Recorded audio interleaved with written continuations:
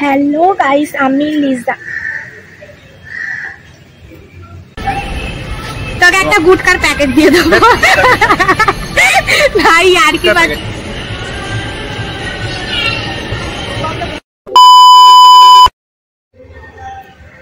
Hello guys, আমি তোমাদের লিজা।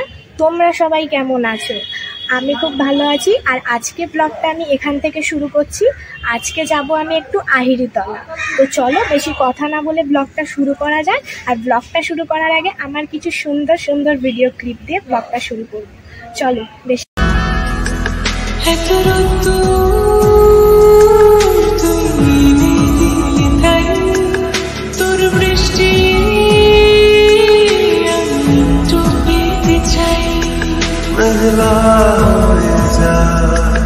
আর পাঁচটা বারো মাস কোনো বিকেল বেড়াতে তুই আমার হয়ে যা,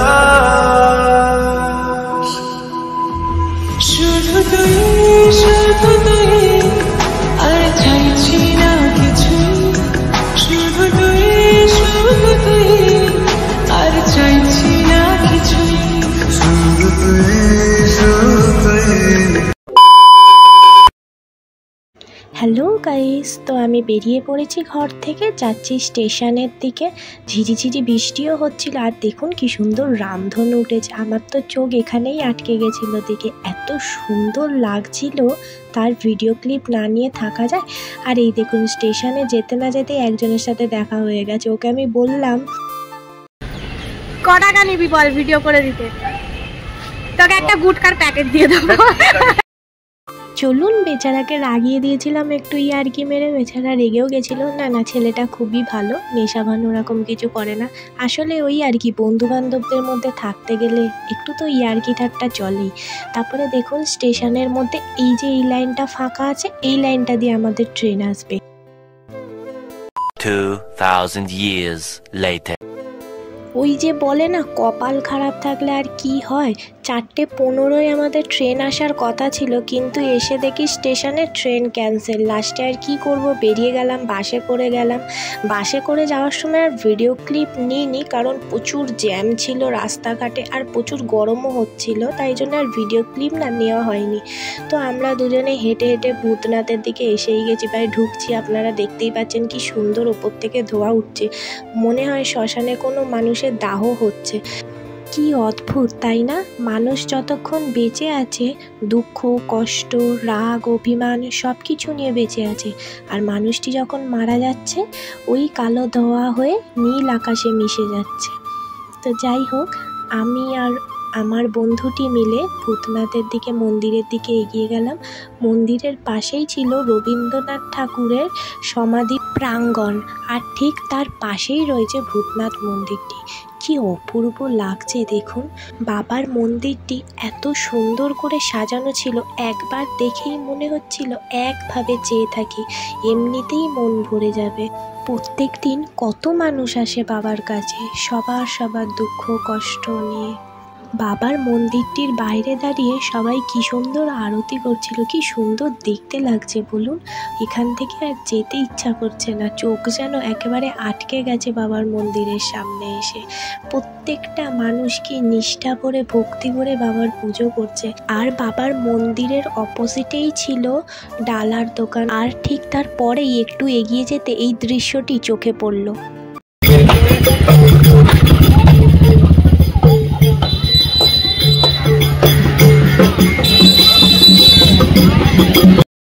তারপরে আমরা হাঁটতে হাঁটতে গঙ্গার ঘাটের দিকে এলাম।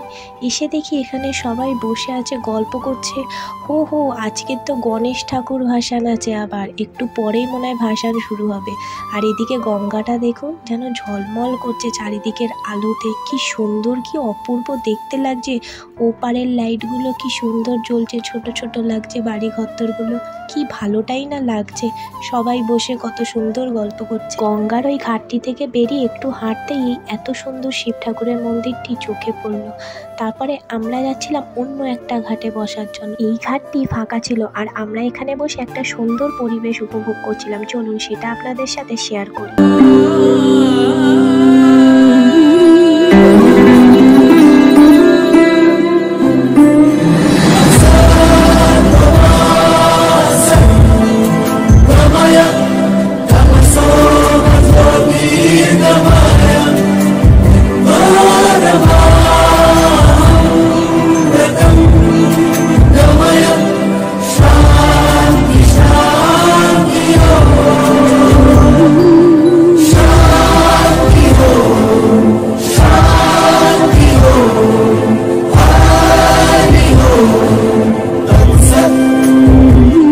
দেখো আলোয় আলো আকাশ, দেখো আকাশ তারায় ভরা, দেখো যাওয়ার পথের পাশে ছোটে হাওয়া পাগল পারা। এত আনন্দ আয়োজন সবই বৃথা আমায় ছাড়া। ভরে থাকুক আমার মুঠো, দুই চোখে থাকুক ধারা। এলো সময় রাজার মতো, হলো কাজের হিসেব সারা।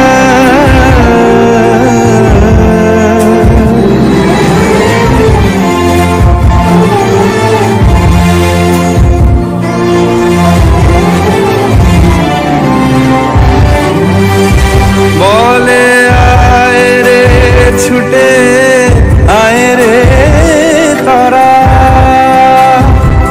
হেথা নাই কো মৃত্যু নাই কো যারা।